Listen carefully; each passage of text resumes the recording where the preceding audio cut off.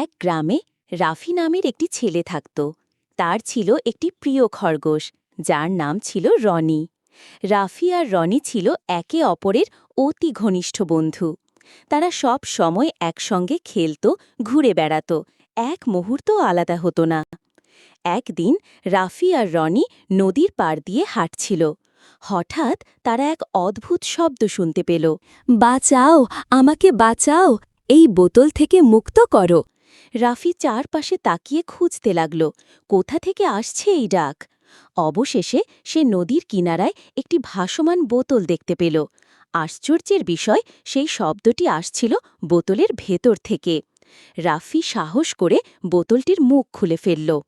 তারপরেই ঘটল বিস্ময়কর ঘটনা। ভিতর থেকে বেরিয়ে এলো এক জাদুকরী সাদা পরী। রাফি অবাক হয়ে জিজ্ঞাসা করল, তুমি কে, আর তুমি কিভাবে এখানে বন্দী হলে?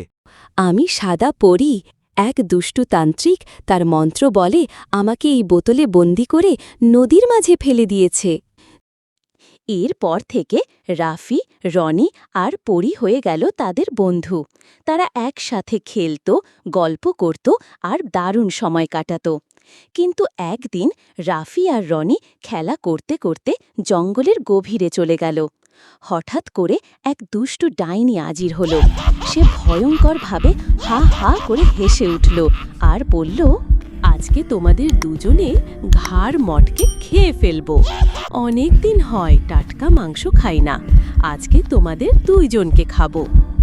রাফি ভয় পেলেও সাহস করে চিৎকার করে বলল, বন্ধু, সাদা পরী, আমাদের বাঁচাও, এই দুষ্টু ডাইনি আমাদের মেরে ফেলল। মূর্খ ছেলে, তোদেরকে কেউ বাঁচাতে আসবে না। বলার সঙ্গে সঙ্গে সেখানে পরী চলে আসে আর বলে, দুষ্টু ডাইনি দ্বারা তুই আমার বন্ধুদের ভয় দেখাচ্ছিস। এই বলে পরী দুষ্টু ডাইনিকে একটা জাদুর বোতলে বন্দি করে রাখে। এরপর থেকে রাফি, রনি আর সাদা পরী সুখে শান্তিতে মিলেমিশে থাকতে লাগল।